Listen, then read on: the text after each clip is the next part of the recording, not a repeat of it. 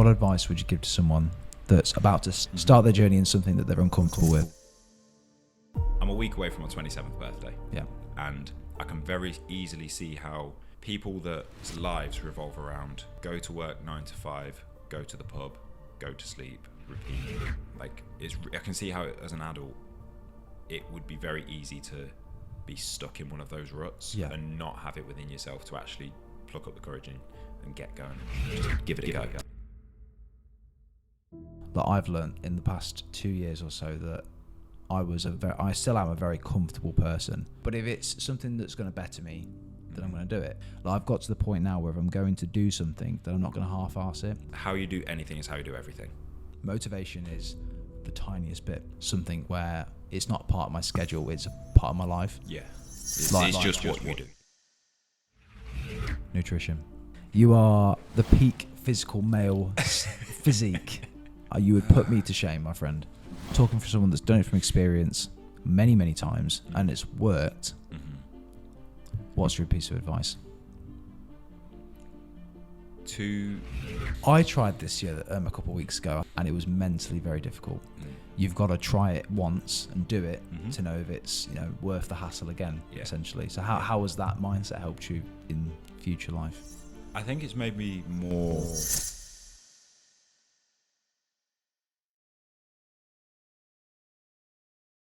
Johnny, how are we doing?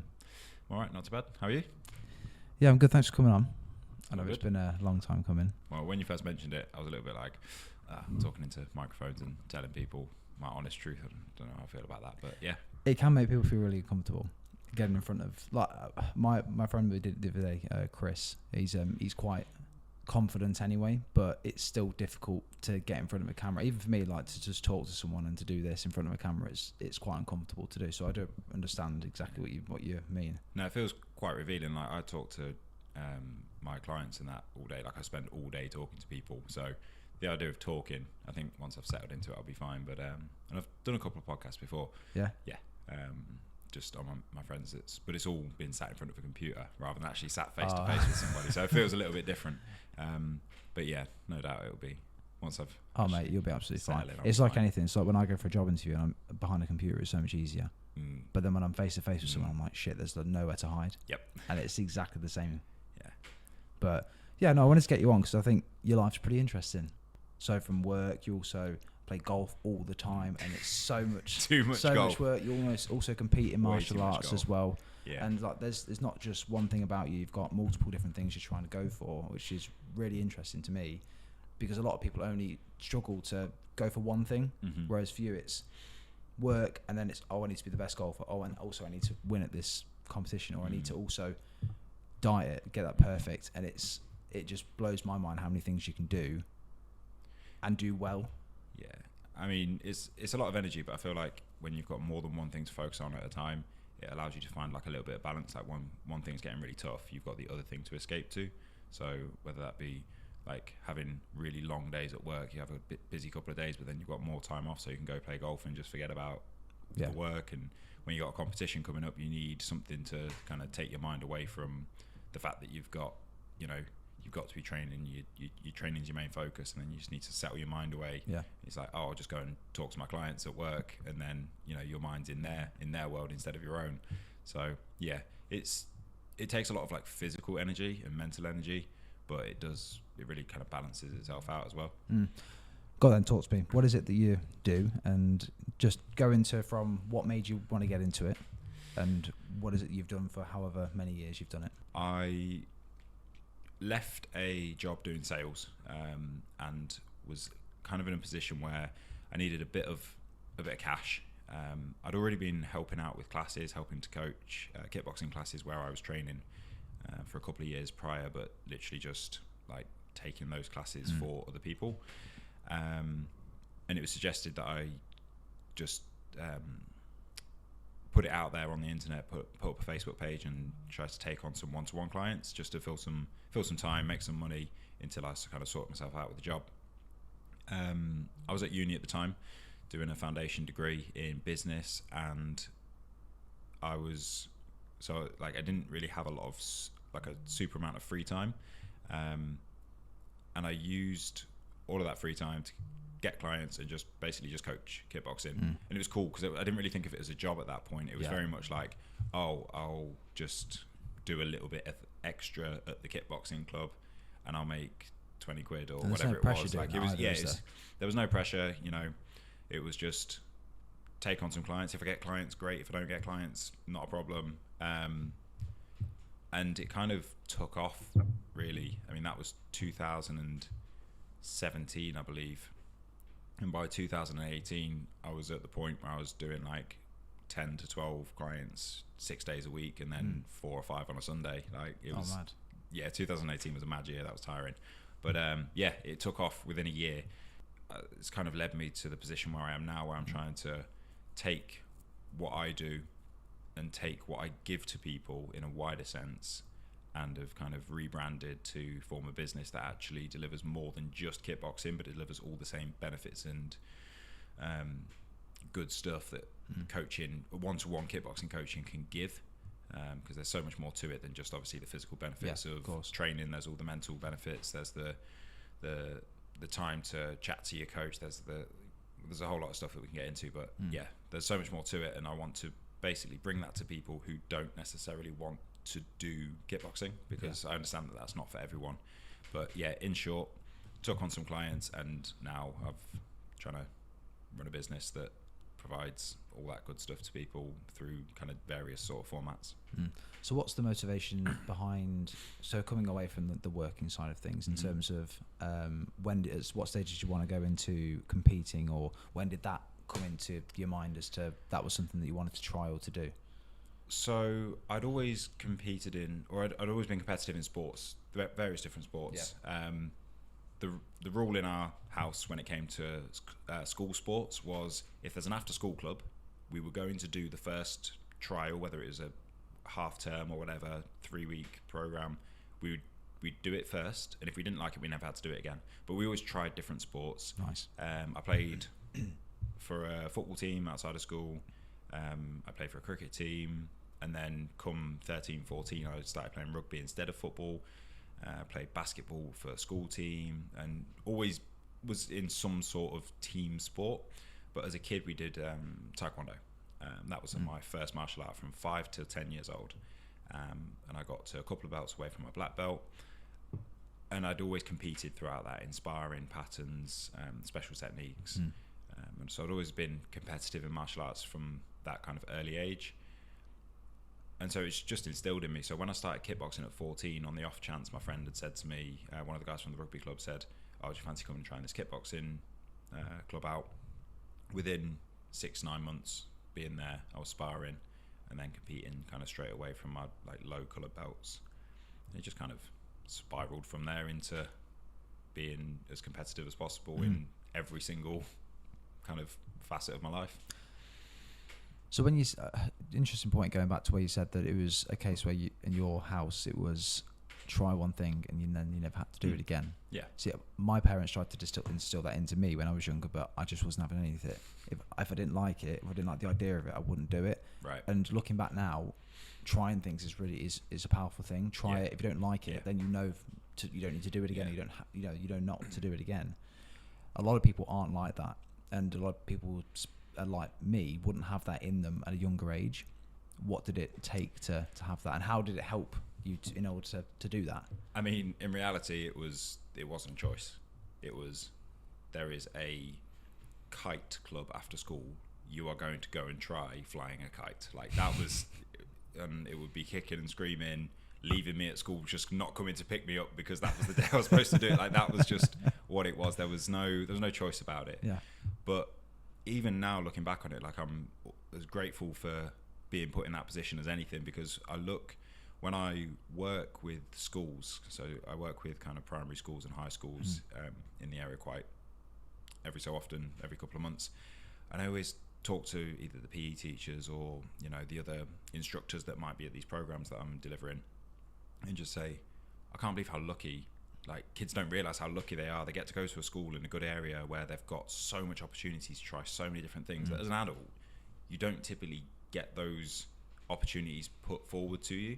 Like, if you wanted to try rowing, for example, schools have got like the Concept 2, where they've got them in schools. Yeah.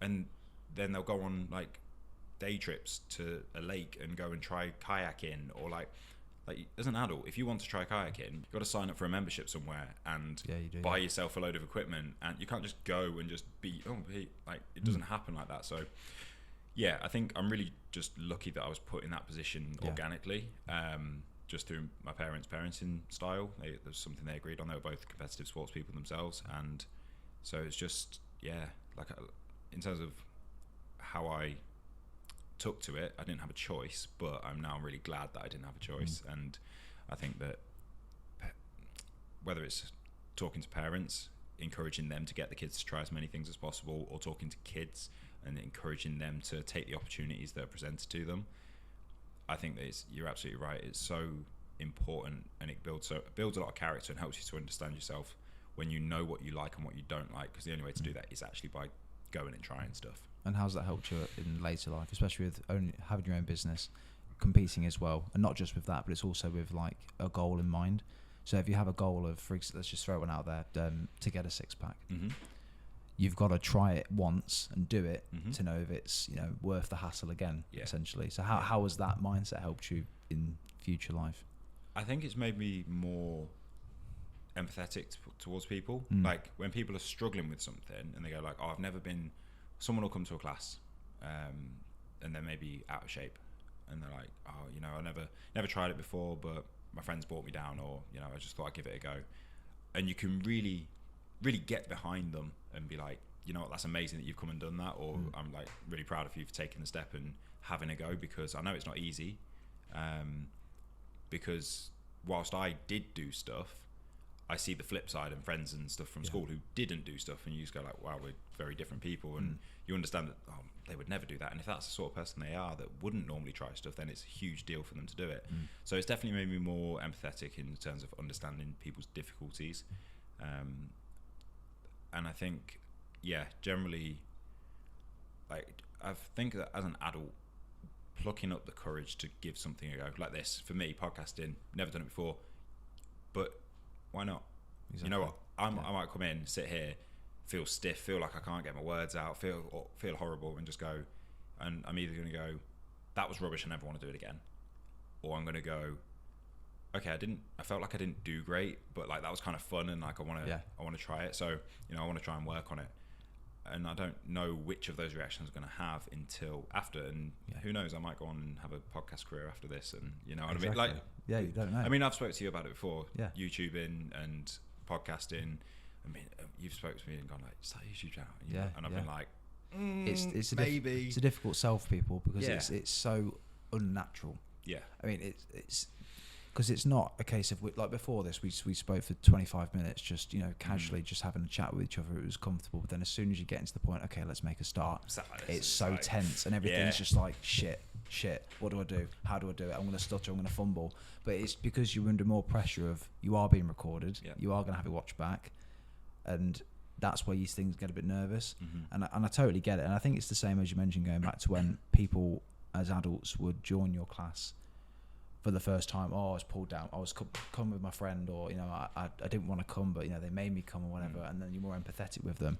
I was that person, and I completely understand how difficult that is as well, because I was never the athletic kid, but I would always, my friends they would do kickboxing, or they would do football or whatever it was, and they'd be like, oh, come down, and I may have not been fantastic at it, but it's the feeling after you've done it, whether you're like, oh, I'm never doing that again, or it's a case of, you know what, I actually really enjoyed that, and I'll probably go next week, which is the best feeling.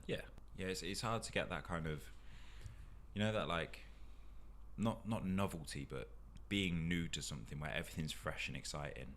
And I'm a week away from my 27th birthday, and I can very easily see how people that lives revolve around go to work 9 to 5, go to the pub, go to sleep, repeat, go to the pub and watch the football on the weekends, and that's their life. Like that cycle of just never doing anything, never getting into anything, never finding any sort of passion in anything, or not necessarily not finding a passion, but having the courage and having it within themselves to actually go after it. And even if it's not to pursue it to a high level, but like, yeah, I go to a class once a week, or on Fridays I stay at home rather than go out and I work on my art or my design or my computer, my gaming, like whatever it is.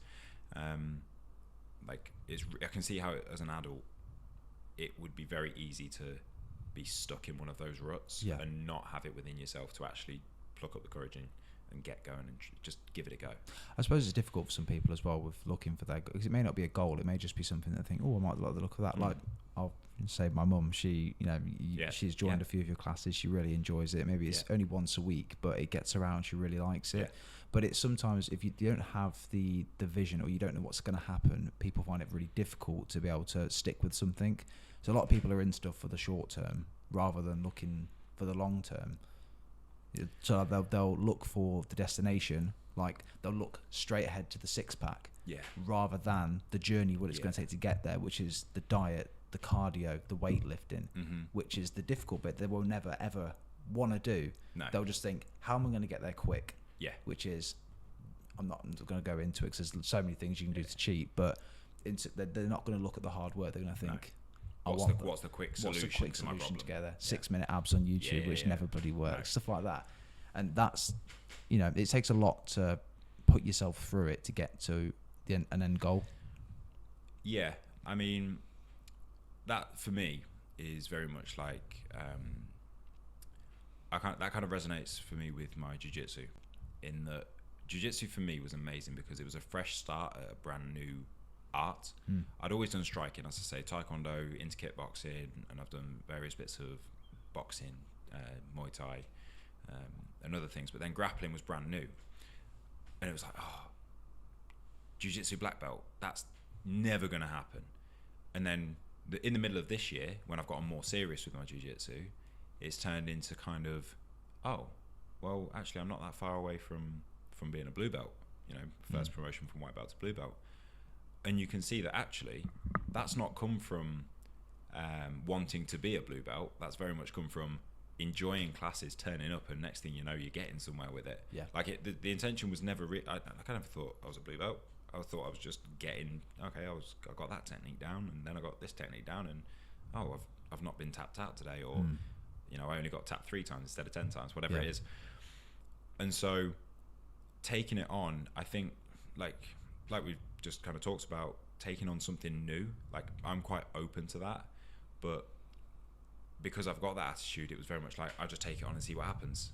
Whereas people do get hung up in the how am I going to get to the end result? What's the point of taking on kickboxing if I'm never going to be a fighter? What's the point in going out running if I'm never going to run a marathon? Like, no, just go out and maybe try to get to 5k. If you want a little goal, or maybe try and get around the block if you've never been for a run before. Like, just go and see what happens. And so I think the temptation to get stuck on the destination and just forget about the journey is so common, and it really does paralyze people from actually trying stuff. Trying new things is such a powerful thing to do for the mind as well. And I think not only that, but putting yourself in uncomfortable situations. That I've learned in the past 2 years or so that I still am a very comfortable person. Like if someone told me, let's just drop everything and move to Australia, some people might be like, all right then, no, not for me. Not absolutely no chance. Or it might be a case of it's just trying something completely out of my comfort zone, like zip lining. Absolutely not. Not your thing, no. No, absolutely not. But some people might be like, I've got to start making you do stuff. Now I know this, that's gonna be things like, but you've never done it before. But it's those adrenaline things that it's just not me. That's not me. But if it's something that's going to better me, then I'm going to do it. So if it's like go to the gym every single day for 31 days and absolutely kill yourself, I'm going to try it. I'm going to do it. If it's get a 6-pack, I'm going to try my best to do it, and I'm going to try my best to do it in January. Okay. If it's setting a goal of in a year's time completely changing where I am mentally, then I'm going to work on me to do that, and I'm going to take the time I need to. If I'm going to do dry January, I'm going to do it. Like I've got to the point now where if I'm going to do something, that I'm not going to half-arse it. So a lot of the time when I was younger, I would be the guy that would say I'm going to do this but never do it, and it one day I just got up and looked at myself and think, like, you're not doing yourself any favors. What are you doing? you say you're going to do it, but you're only letting you down. And then you've told everyone you're going to do it, and then in a week or two they look back and think, or a month or two they look back and think, oh, how's that going? You know for a fact that you've failed within the first week or so, and it's an awful feeling. So yeah, I'm now much more open to trying new things if it betters me mentally and physically. But no, that adrenaline stuff, man, I can't do it. Well, this is the thing. So this is one thing that I find uber impressive about you, is that you do manage when, like, so I don't know if you've talked about your training routine before, but Monday to Friday, you're 5 days a week consistently, as near as damn it every single week, yeah, or 6 days. 6 days now, yeah. You're on 6 days now. So that, to me, someone could say like, oh, I go to the gym every lunchtime, and I think, okay, they go to the gym 3 lunchtimes out of 5, and they sometimes make a Saturday. Like, you seem to be there every single day. Like, you're consistent on it, and I think when we set a goal, everyone sets out with a goal with big intentions and good intentions. Yeah. But to stick to those good intentions, that's where the discipline and and it's such a mental thing. It's that mindset of like, I need to keep my eye on this goal, and I need to not become obsessed with it, but like, I need to have a point that I want to reach and go, okay, what's the steps that I need to get there every single day? What do I need to do every day? Okay, am I fulfilling that need that will get me to my goal? And if it is a 6-pack, perfect example. If it is a 6-pack, and you want to do that within a certain period of time, it's like, okay, have I made my best effort today and fulfilled all the steps that I need to reach that goal? And if you've chosen not to do something, if you've chosen to have one dinner instead of another dinner, if you've chosen to have the large portion instead of the small portion, whatever it is, you don't need to beat yourself up about it, but you need to recognize that if you're telling yourself you're going to try, I'm doing my best to get to a goal, and then you're taking these shortcuts, you're cheating yourself, you're not making your best effort, but you're telling yourself you are only cheating yourself. Yeah. And you're right, that regret, that disappointment in yourself is it's such a horrible feeling. And there's absolutely a need to be kind to yourself and allow yourself forgiveness, especially with largely superficial things like, body image and stuff like that. Like, you don't have to look a certain way. Oh, no, you can learn to love yourself and be happy in the way that you are. But if it's in terms of, I've set a goal and I want to achieve this goal, and I'm telling everyone that I'm going to do this, and I'm telling myself, and I'm manifesting it, or whatever it is that you believe in that's going to make that goal concrete, but you're not taking the actions towards it, it's almost, why have the goal in the first place? Exactly. Like, I mean, I was always the fat kid at school, and I've always pictured like, I think you've said this before, I've never seen it. Yeah, I've always been the fat kid at school, and I've always wanted to just once in my life to have a 6-pack, so that I can take off my shirt on holiday in a nice picture and think, man, I look good. That is the only thing that I want it for, not for the fact that I want to flaunt it to anyone, but the fact that I've always wanted one, so that's what I'm going to do at least once in my life. I've never had the commitment up to this point to be able to do that, and since finding the consistency in the gym, what better time to do that? But the thing is, with trying to start something like the gym, I remember when I first started, I used to go 3 times a week, but I never used to go on my own. I used to, my friend Jake used to personal train me there, and I used to go 3 times a week with him. But I remember in the shower one time thinking that, like, I'm not going for me. I'm going so I don't let him down. It's like when I was with you training, I would go so I wouldn't let you down, rather than going for my personal gain. And it's like, if I don't turn up, then I've wasted your time. If I don't turn up, then it's just one of those. It's a pain in the arse. You could have got someone else in. Do you know what I mean? It's one of them. So one day I just thought, like, what am I doing? Why am I more focused on what I'm doing for someone else rather than what I should be doing for myself? So that at that point, he couldn't PT me anymore because he had the job opportunity somewhere else. So I was like, I've got to do this on my own now. So I started going in the mornings. That didn't work. I just didn't get up, and I felt like shit after. But then I found the rhythm at lunchtime. I would go at lunch 3 times a week, and it was working. But it's more than motivation. Motivation is the tiniest bit, because you could be motivated the night before, but in the morning, you're not going anywhere. No. You're going to hit snooze and you're going to stay in bed until you get up. Every time. And that's happened for me so many times. It's the same with even the evenings, or when I used to box. I used to be so motivated in the day, but when it come half an hour before, I was like, shit, I really don't want to go. Yeah. I'm really anxious. Yeah. And motivation only gets you so far, but it's developing motivation, turning that motivation into a commitment, and then turning that commitment into consistency, and then that consistency then reaches the end goal. Yeah. But it's getting to that point which is so difficult, because it's at this point the gym isn't something where it's not part of my schedule, it's a part of my life. Yeah. It's just what you do. It's not something you do. I go to the gym every day, no matter what, when it is. If I can't go to lunch, I go in the evening. Can't go in the evening, I go to lunch. Never in the morning, but that's fine. I'm not a morning person, but it's you've got to make it a part of your life for you to really, and for you to care about it. That's how I feel about it. Yeah, no, I'd absolutely agree. The thing is, you're never going to do something that you don't care about. Or you're not going to do it consistently. If you don't have the right motivation to get you started, if you don't have a good reason to set a goal, like for you, like you've said, it's a personal thing. You're doing it for you, which is almost always the right reason to do something. Yeah. You're doing it for you. You're doing it because it's something that you care deeply about, rather than, oh, I want this person to think something. It's, I want to feel and know something within myself. It's not it's not external, it's all internal.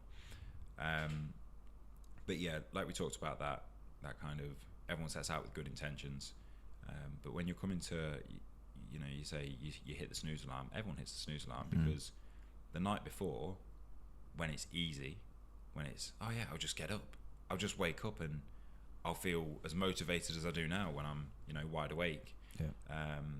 And I'll jump out of bed and I'll hit the gym first thing, and it'll feel amazing, and I'll get really strong and I'll be really proud of myself. And it's like, yeah, but when that alarm goes off and you got groggy eyes and you want to just take 10 more minutes, and you think, oh well, I could do, but I've got work in an hour and a half, and if I just had an hour's more sleep, I feel, and your whole mindset changes. Yeah, it does. Keeping that, like you say, making that commitment to yourself is such a hard thing to do, but then, like you say, turning that commitment into consistency that only happens over time. No one starts out consistent because you've not had enough reps done to make it consistent. But once you've put the reps in, you put the time in, and you go, okay, this is just what I do now. For me, that is that, as much as it's my job, that is training, that's coaching, that's, I wake up and I think, right, who am I training today? It's like, even if it wasn't my job, I would be in martial arts in some form or another. I'd probably train more if I didn't coach as much as I do, but one way or another, I would be involved in martial arts. Yeah. It's just a part of my daily, because it's what I know, it's who I am. So yeah, that consistency happens over time. I've built it up over years. You've built it up over the last year, eight or so months. It's consistently at the gym, yeah. And you could have it mocked and say like, oh yeah, gym bro this, gym bro that, and it's like, yeah, but you have something you care about, and you found something that works for you and makes you feel a certain way for the right reasons, and that's so important. And like I talked about with 20 somethings, 30 somethings who are missing that, and they don't really have anything of their own to latch onto and be passionate about. It's a very sad kind of situation to be in. So I'm pleased that you found your thing, and that's amazing. And I think it's important for people to find that as soon as possible, because it really does enhance your life. It's such a good thing to have. Yeah, it is. It's just going out of your comfort zone, isn't it? And even if there's something that you don't think you'll enjoy, you may like it. As I said, I've used the example of my mum earlier. My mum's not a kickboxer. She's the nicest person ever. She wouldn't hurt or punch anyone. No. At least I don't think she would. No, I definitely don't think she would. But she tried something and loves it, because it's not just doing the kickboxing, it's also the people that are there, and the people that she meets, and the friends that you make, and then the community that's also there as well, and the laughs you have. And it's not only for the exercise, but it's also just getting out for an hour. Yeah. Because a lot of people, as you said, are just stuck in this one routine and don't have anything else to do. They've got no one else they can just go out with on the night, because they may have other responsibilities or commitments. But on a Sunday morning at 9 o'clock, you know you get up, They're all going to be you there. go to kickboxing, all your friends and the community are going to be there, and you're going to spend an hour kicking, punching some pads, having a good laugh, and then you go home and you feel great for the rest of the day, and you can start your week on Monday. Did you manage to bring up the fact that it's an hour on purpose? Was it an hour? No. The you said getting out for an hour. That's kind of the whole concept behind 24th, the rebrand. Oh no, but go for it. The brand 24th. So as I mentioned, I rebranded to start this business to bring what I deliver to people through kickboxing, through various different formats, provided through other mediums, is about people getting out for an hour. That's which is why I thought you might have mentioned it there, but perfect segue into the fact that 24th is all about people taking an hour for themselves. So we've all got 24 hours in a day, and how many of those hours do you give to other people, whether it be work, kids, partners, husbands, wives, whatever. And the importance of that 24th hour for yourself is kind of the whole thing. And I'll tell you where it came from. Came through various different conversations, and something I've always kind of clocked onto over the last 4 or 5 years. It came through one conversation with a particular client who came in pretty upset on a Saturday morning. It wasn't upset for because something had happened, and it was the weirdest conversation to start with, but it literally clicked so fast when she said this one thing. She told me she was upset. She was getting upset while she was training. I was like, hold on, let's slow down. What's going on? What's happening? You're not normally like this. You're normally full of energy, bubbly personality. And she said, I feel bad because I've left son at home. I've got work that I need to get done, and I'm going to see the family later, so I'm not going to be getting it done later. And I just started talking to her and saying, look, you do that 7 days a week. You go to work 9 to 5. You have your 10-year-old boy at home. You see your partner X amount of nights per week, and you see your parents on the weekends. Can you see the benefit of having an hour to yourself? Can you see how you're only providing yourself with 1 hour and how important that hour is? How good do you feel when you come away from here? How much more energy have you got for spending a little bit of energy doing some exercise? How much better do you feel about yourself because you've done some exercise? How much more do you have to give as a person because you gave yourself a little bit? You can't just give all the time. You have to take a little bit for yourself just to keep you up and energized and fresh and positive. You have to give yourself a little bit. You can't just give all the time. And so I've talked about this kind of late 20s, early 30s kind of bracket a lot for a reason, and because that's who I see the most. And just Monday this week, I saw another parent who said, you know what, they're really stressed out with their kid. Their kid was being a little brat. They said, this is the only time I've had to myself all week, and it's the best I feel all week. I've got another guy that comes to me every single week. He really suffers with his mental health, and he says every single week without fail, he says, I've had a rough week, but it's okay though, because I've been looking forward to coming here for the last 3 days. When he's having a rough week, he looks forward to doing something for himself, and it's that's where my passion for what I do comes from. And that 24th hour that people take for themselves is it's so important, and that's why I want to be able to deliver it to people in whatever format they need, because I know that what I do specifically isn't for everyone, but if I can link up with the right people to provide similar things or other things, whatever it might be, for people to put time aside for themselves every week, once, twice a week, on a consistent basis, there's so much to be had out of doing something for yourself, and that's where it came from. It's having a purpose, isn't it, as well? You need to have a purpose in life. It's with anything, because if you're doing something, if you're just off in the void doing nothing, and you've got no goals, nothing to strive for, you're kind of just in a bit of a rut thinking, well, what am I doing? And getting out of that's hard. It's so hard. It takes a lot of mental strength, and a lot of people don't have that mental strength to begin with. It can develop over time, but from experience, it develops over time, and it's difficult to get into, but it's a very long road to get there.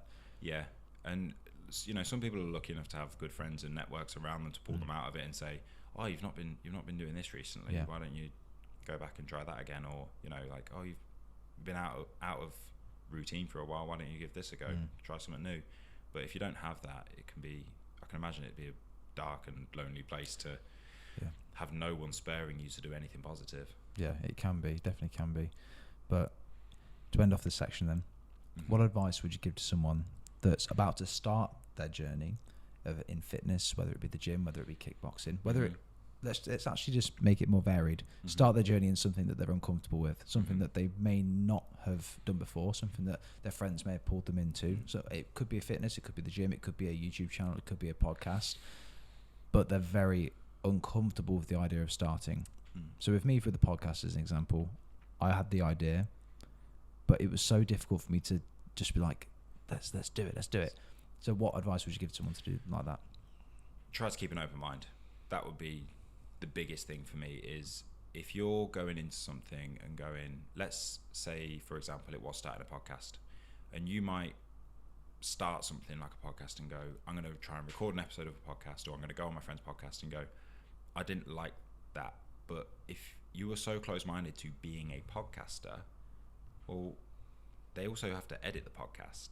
They also have to market the podcast. They also have to, you know, there's so much that goes into these things. And whether it be sports, like, okay, maybe you're not going to go on and be training 5 days a week, but when your friend asks you for advice and you feel good for giving them advice, maybe coaching something's, you know, that's something that you could go into. Or maybe you're not really that passionate about the physical training. It doesn't feel amazing to you, but actually dieting something you're super passionate about, that could be something you go into. So I think keeping an open mind to what any sort of activity can provide you, and it doesn't, if you go in just going, I have to be a champion at something, like, no, you don't. You could help someone else along their way, or you could like love watching it and start writing about it. You could get into the media side of it. Like, if you keep an open mind in regards to trying things, like, the opportunities in most industries are endless. You know, there's so much that can be had. I'll talk about sports. There's so much that can be had out of sports through being involved with it one way or another. So yeah, if you're going to take on a kickboxing class, don't go, well, I can't see myself being a black belt this year, so probably not going to go back there. Like, just go. And if you had fun, have fun. If you think you might like to try sparring, get involved with the contact side. If you think, actually, that felt like a great workout, but I don't want to get punched in the face, go and do the fitness side of it. Just keep an open mind and don't limit yourself to thinking that you have to be any particular thing. If you're going to the gym, you don't have to become an influencer. You could just be someone that enjoys going to the gym and enjoys the community. There's so many benefits and so much good stuff that can come from being involved with sports and activities and hobbies and things that there's always going to be a way to benefit from it. So keep an open mind and don't get tied down to what you think you should get out of it. Just go and see what it's got to offer you, and don't be too strict. Going in and saying, well, if I start kickboxing, I have to go and I have to train every class available, and I have to, you know, do workouts at home. It's like, no, you can just go twice a week and kick some pads and feel good and get a bit stronger and fitter and more flexible, and then maybe take on some more, or don't. Exactly. Just enjoy it. Because the more you do stuff in small increments, the more experience you're going to get. If you do once a week for a year, it's 52 hours. Twice a week for a year, 104 hours. Do you know what I think? Yeah, it is. Yeah, just making sure. Yeah, that's 104 hours more than you would have done if you just bottled it. Yeah. Do you know? Or if you've gone too hard too soon. If you've gone like, I'm going to do this every day, did it for a month, burnt out or injured yourself because you were trying so hard, it's like, I've got to make class even though my hamstring's tweaking, and then next thing you know, you can't do it for 6 months, and then you fall out of the habit of it. Just go and enjoy it. Go and give it a go. Keep an open mind. Have a try. See what happens. And if after a number of sessions you really don't get on with it and there's nothing that you're really getting from it, try something else. Try something else. Nice. Nutrition. Oh God. You are the peak physical male physique, especially near competition. You would put me to shame, my friend. But it takes a lot, right, to get to that stage. A lot of sacrifice, because from some of the things when you were near competition, when we were doing our sessions, some of the things you were telling me, like, I can't go for a beer. can't do this, can't do that. I am in. I can only have a biscuit and a hot chocolate tonight or something like that. And I'm like, adding my up God. the calories, saving myself for the treats. But I tried this year a couple of weeks ago. I thought I'd spent so much time bulking, and I got to a stage where I was like, okay, I want to do a cut in January, but I don't know what it takes to do a cut in January. So I'm going to do a week cut. I'm going to track everything that goes in my body, and I'm going to see what it's like. And it was mentally very difficult because it's not just the food you track, it's the oils, it's the sauce, it's the seasonings, it's absolutely everything that goes in, because it all contains calories, right? Yeah. So everything has got to be tracked. And if you're a secret eater, you're going to go way over. Yeah. And you don't, it's if you are going to cut, you've got to be very strict with it. So how do you deal with that? Secret eater. I like that phrase. Yeah. I'm a secret eater because every time I go in the kitchen, something gets consumed. Yeah. Yeah. How did you say? How do I do it? Yeah. So when you know you're going to prepare for? I mean, now it's going to be much more fluent to you to do that because you've done it so often. But at the start, how did you mentally prepare for a cut or to make weight for a competition? Dieting is probably my least favorite bit of competing. So when it comes to competing, the training's to a degree is fun. You enjoy the training. That's why you started. You started because you enjoy the training. But when it comes to the diet, it's where discipline has to kick in. Like, I'm a big eater. I eat non-stop. I'm constantly in the fridge, constantly in the cupboards. And so for me to take stock of what I'm eating on a daily basis or like a meal by meal basis and go, okay, how many calories are in this? How many calories are in that? I have to go like full send with it. I can't just go, I'll just limit my portions. If I don't start to really pay attention and really dial down and change what I eat and eat really intentionally, I wouldn't be able to make weight for competitions and things. It's very much a case of, okay, I'm on diet or I'm off diet. There's no in between. So, and that's the competitive side of it. Yeah. That's not a day-to-day thing. You know, people that live a healthy lifestyle, gym training and staying in general good shape, that's not the way to go with it because you can't do that over extended periods of time.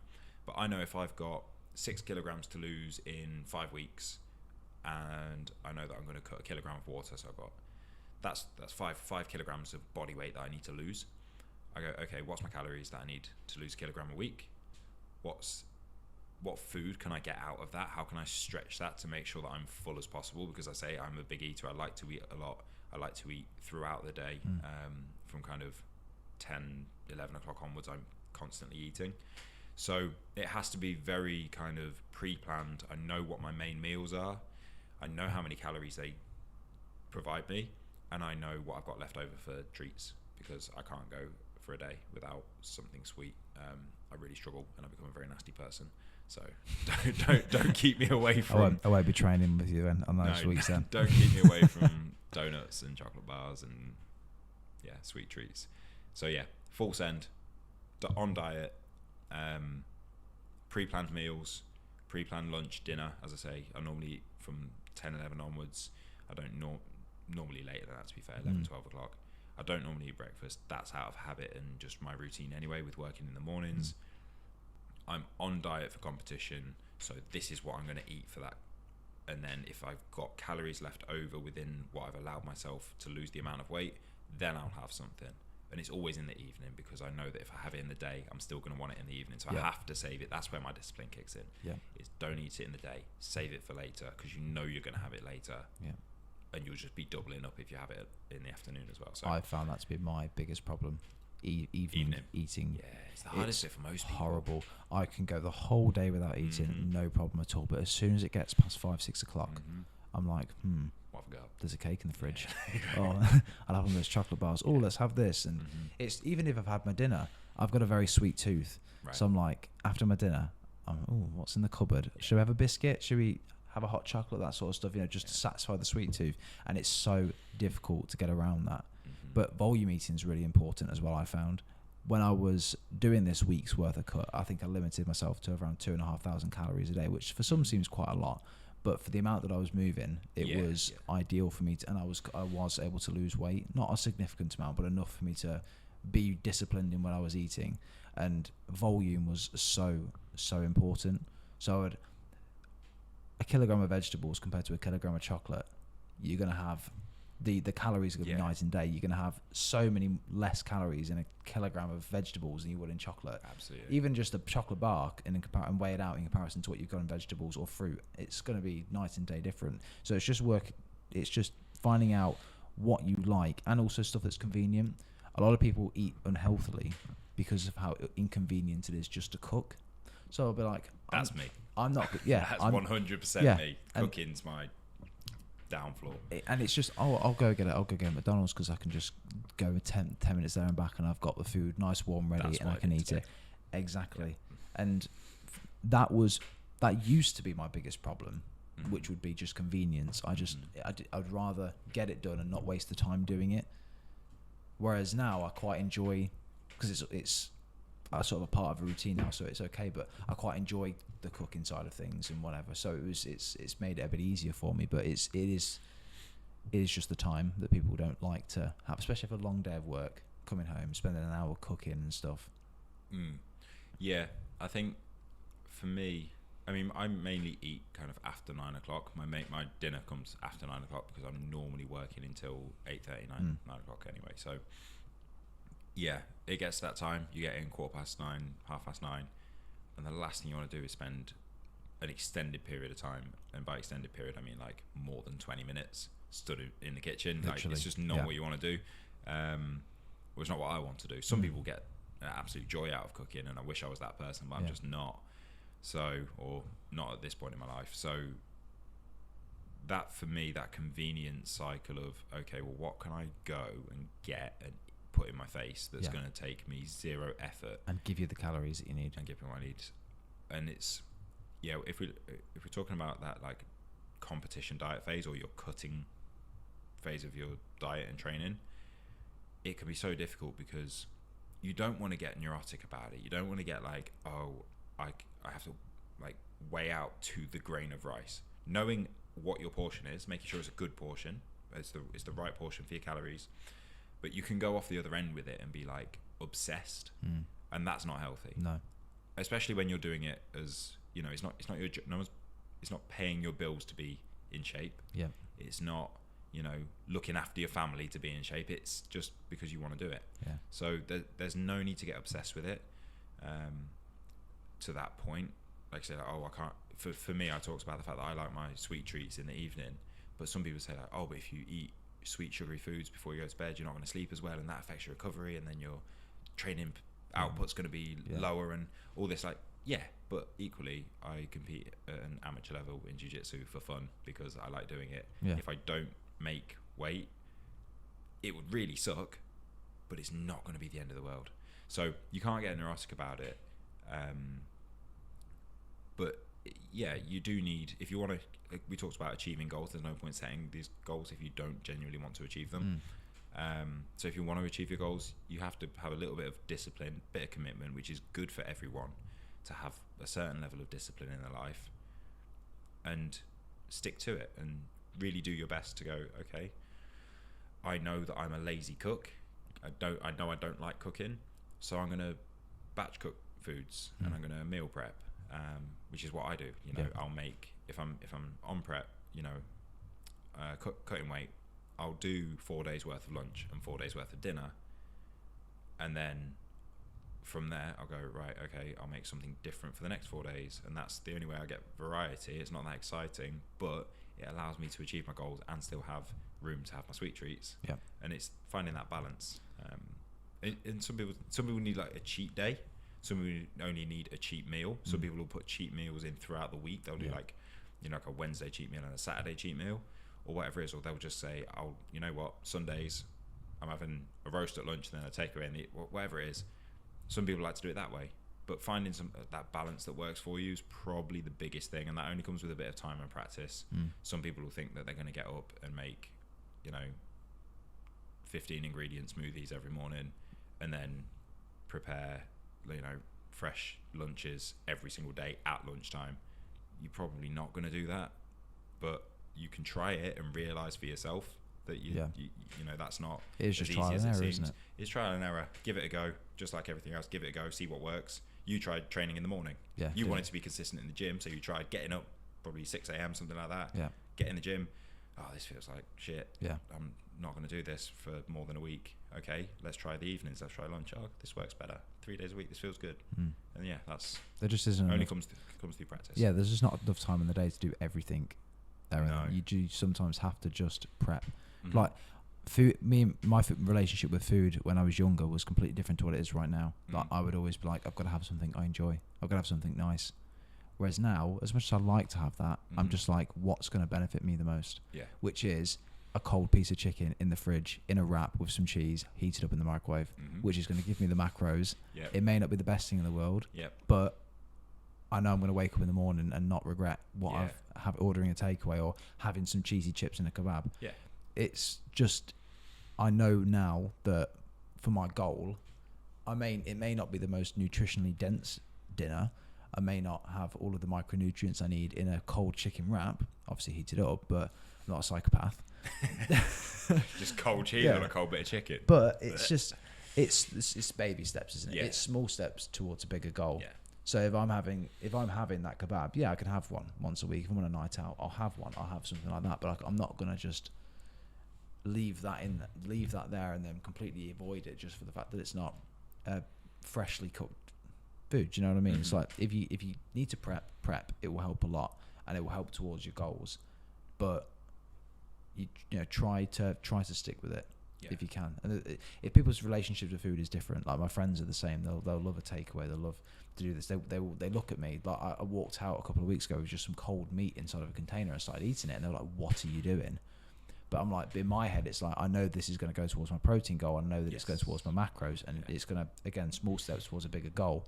But they'll look at me and think, "What are you doing?" So I suppose it's just, again, it's whatever you're comfortable with. And I'm not a nutrition expert by any means, but obviously a lot of people, like my clients and that, they do talk to me about food, what they're eating, and what they ask me for my advice. And a lot of them say like, "Oh, I'm going to start tracking my food. I'm going to start like tracking." And when they say tracking my food, what they actually mean is I'm going to try and overhaul my diet to fit within certain calories. And the number one thing that I tell all of my clients who come to me and say like, "Oh, I've started tracking my food," or "I'm going to start tracking my food," is, okay, do exactly that.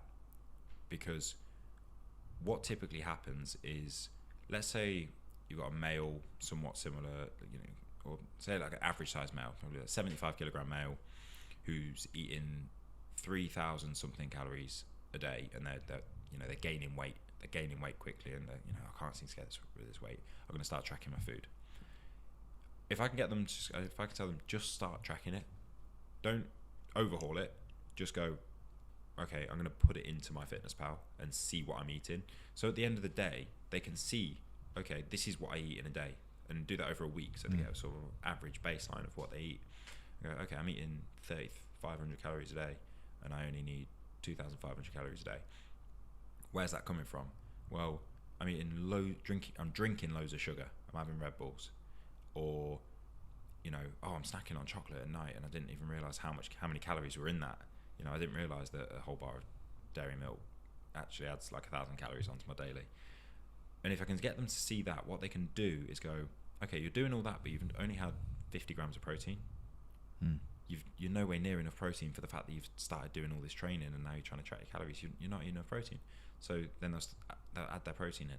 They'll like, okay, whether it's they add a shake, they change add more meat to their dinner, take away something else, some potatoes, something, and go, oh, my calories have reduced.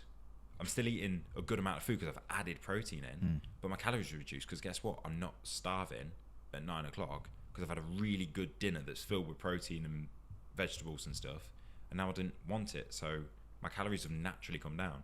So this is, if I was to give a bit of advice about tracking calories, is start off with doing exactly that. Just track and see where you're at. Speak to someone who knows what they're looking at, and kind of get a little bit of advice around where the changes could be made, because it's when people try to overhaul that it goes wrong.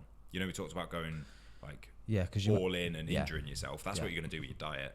If you go all in on diet and just go, I'm just going to eat chicken and rice and nothing else, guess what? It's going to last for about 3 days, if that.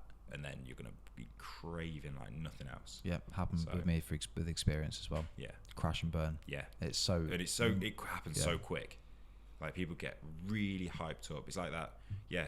Come in the evening, I'm ready to go. This motivation gets you so far. Yeah, that motivation's but good. Putting into practice is just difficult. Mm-hmm. Yeah, that's the hardest part. See that tub of ice cream? I always say ice cream is my favourite food. Yeah. People look at me a bit weird, like, what do you mean it's your favourite food? It's like, it's a food, isn't it? Yes. It's my favourite. It is just liquid calories. It's so good. It is. 1,500. It's like, I think it's about 1,400 calories a tub of Ben & Jerry's, and I used to regularly 1 to 2, and I was, yeah. Oh my God. I'm going to say there was a period where I was consuming, whether it's Haagen-Dazs or Ben & Jerry's, and I was consuming about 8 or 9 tubs a week. Wow. Yeah, a lot. Because it's every night I get home from training, or I finish work, sorry. And it was just, I'll go and buy some ice cream. And it was on offer, it's 2 for 1. And if you think that I'm not going to want more after I finish that first tub, do you know what I'm saying? So I love it. Ice cream is my favourite food. I love it. And now I'm very aware of the fact that I have to buy it when I can have it. Because if I buy it, like, it doesn't go in it doesn't even make it to the freezer. I'm gonna finish my dinner. I'm gonna be ready to eat that tub of ice cream. Love it. Before it's had a chance to do. Well, you burn a lot of calories. Yeah, I'm very busy. Not just with work, but also like golf, walking around golf courses. A lot of steps. You do a lot of steps. I mean, by the time when we go to the gym at lunchtime, you've already done what, 20, 30,000 steps. If I play golf, I've normally got a good 18,000 under my belt. I don't have it's tracked on my phone, and I don't have that in my pocket while I'm working. But I did do it as an experiment one time, and I think I added about 12,000 steps through like a normal kind of 5 client period. So yeah. So you burn a lot of calories. Yeah, a lot of. So you can eat the 1 to 2 tubs of ice cream. Yeah, exactly. Yeah, I can get away with it. It's not healthy, and I don't recommend it. But dirty bulk. Dirty bulk. Just making gains, dirty gains. But going back to what you were saying about just tracking what you were doing, so you gave that advice to me when I told you I was looking to do a cut. Yeah. And I did it, and I was so shocked with what I was actually eating. Yeah, people don't realise where the calories come from. Going back to that term, secret eater, you don't realise what it is until you actually figure out what it is that you are eating. Because at the end of the day, when I've not tracked, I think back to what I've eaten, and I've got this mental thing in my head, I've eaten quite well today. But in actual fact, I've not accounted for the 3 chocolate bars I had before dinner that I didn't remember. And it's just the things, or even like the spoonful of honey on a piece of bread or whatever it is. Like, you don't account for all of the calories that you eat because you can forget. So when I was tracking what I had, I was eating a lot of food. But I was active, so I wasn't putting on fat as such, but I was eating so much more food than what I thought. And this is where getting sidetracked. So I remember watching a video on YouTube. I think it's called Secret Eaters. Okay. And it's essentially these people that think that they have a healthy diet, and you listen to them of what they think they eat. So like they eat loads of fruit, loads of vegetables, loads of healthy meats and all this stuff. But when you look at exactly what it is that they're doing, how they prepare the food, they've put a shitload of oil and stuff. They've put loads of ghee butter in if they're making a curry or whatever it is, or they cook with butter, or they smother their steaks in butter. Yeah. And this is where the calories come from. It's not just the chocolate that you're eating. There's so many calories in olive oil that oil's fat. Yeah, and fat's the highest. Exactly. That people don't understand.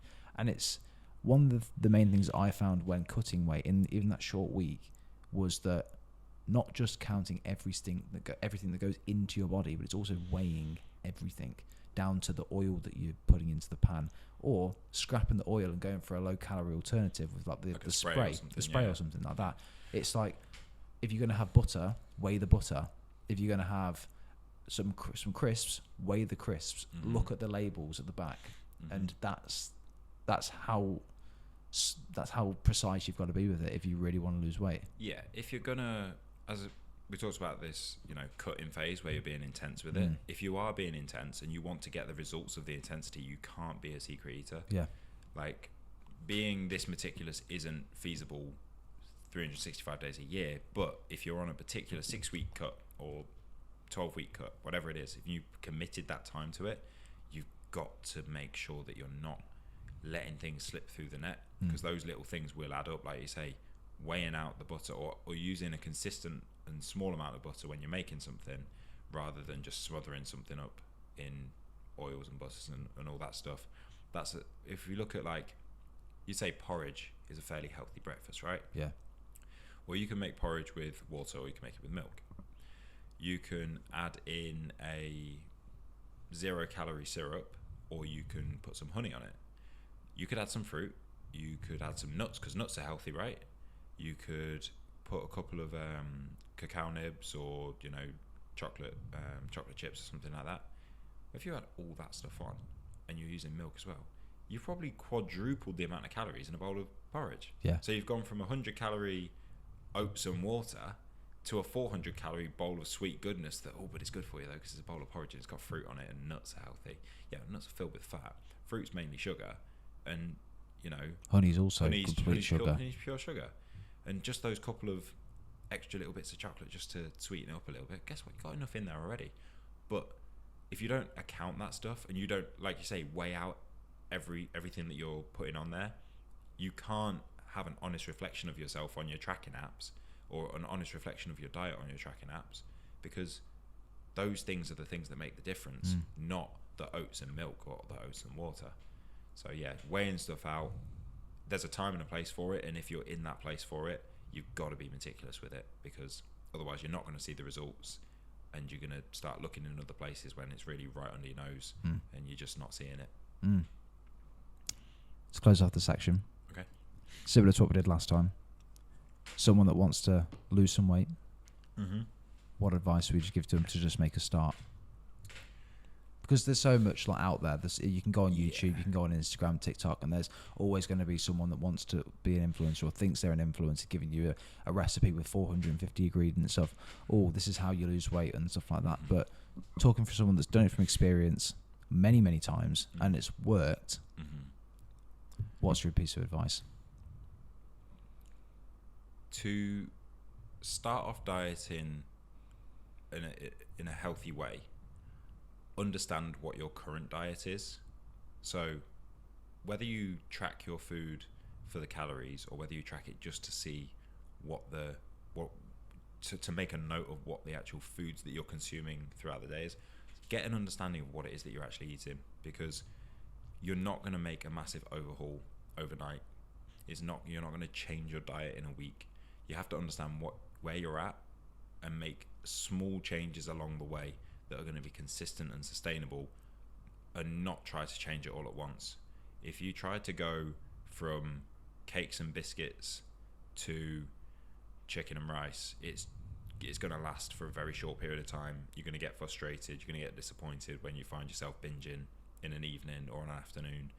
So get a good understanding of what it is that you like to eat, what it is that you're currently eating, where you might be adding in excess calories, and look at what you can either substitute or cut down on from where you're at, rather than try and go, I'm going to stick to this particular diet and be really, really, big with the changes that you're making.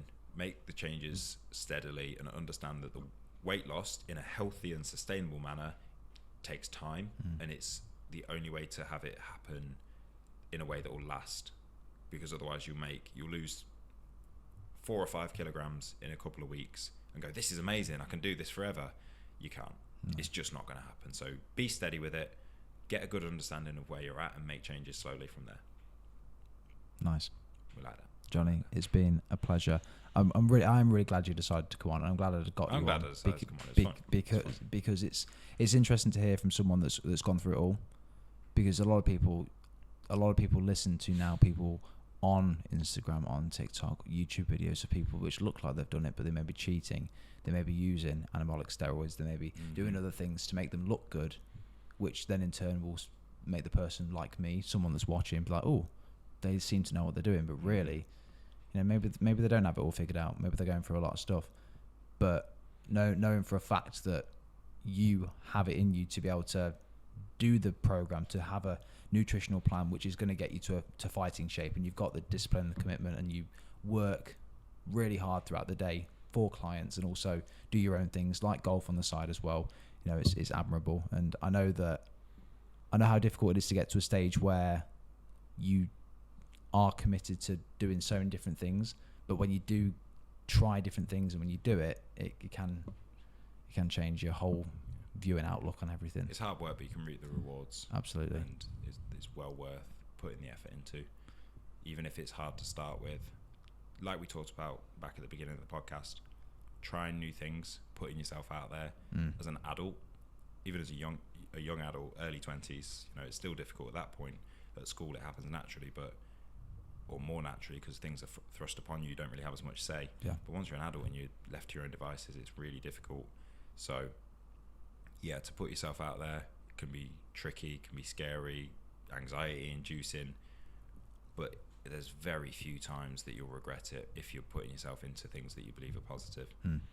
We have a closing tradition on today's podcast, which is where the guest leaves a quote for the audience to ponder. It can be perceived in whatever way that they want. You can perceive it in whatever way that you want, but it's all about leaving the quote with us to end off. I've actually thought of the quote. Okay. And I thought of the quote, and this is a quote that I had written on a whiteboard that I've got above my desk for a good period of time. And the quote, it's not by a particular person. Like, I'm not going to quote Aristotle or anything like that, but it's a quote that just rings so true. And when I go through periods of my life and like see how I'm acting, how I'm behaving, how much success I'm having in the different areas of my life, the quote is, how you do anything is how you do everything. And so if you are in that lazy mindset where you're just going to kind of do a bit but not put your best in, you're probably doing that in most areas of your life at that given time in your life. Yeah. When you're committed and disciplined to one thing, it helps you be committed and disciplined in other areas of your life. If it comes to tidying a room, and my mum would hate this because I'm the messiest person in the world, but if you're cleaning something, clean it as well as you can. Put your best effort in, because if you can put your best effort into doing that, you can put your best effort into your training session. If you can put your best effort into your training session, you can take that extra 5 minutes to weigh out your food. If you can put your time into weighing out your food, you can commit to putting your phone down early and getting a good night's sleep. Like, how you do anything is how you do everything. And I believe it's true, and we go through phases of how we do things. Sometimes we're on it, sometimes we're not. But that was something that worked for me, to have that in my mind when I was doing small things. And yeah, I had a lot of success during that period, and it's something that now I've kind of thought about again, is definitely something that I can use myself. It's crazy you say that, actually, because that's very similar to something I always say to myself now. If I'm going to do something, I'm going to do it properly. Yeah, that's the mindset I've now developed, that if I'm going to set a goal and I'm going to strive for it, I'm going to do it properly. I'm not going to fail anymore. And if I do fail, then I'm going to get back up and I'm going to try an alternative route, or I'm going to go at it again. If I don't go to the gym 6 days a week, 1 week, if I go 3 days, doesn't matter. The next week I'm going to make sure I go the 6. Yeah. If I'm striving for a goal for YouTube, for example, and I've not uploaded for 3 days, it doesn't mean I failed. It just means that I'm going to make sure that I've got a video ready as soon as possible, and I'm not going to have that 3 days stunt again. So I completely get it, and yeah, it resonates a lot with me as well. Nice. Cool. Well, Johnny, thank you very much. No worries, mate. Been a pleasure. And there we go. Bosh. Good. Very good. That was cool. Can I ask you a question? What does manifesting mean to you? 33% of the world population alone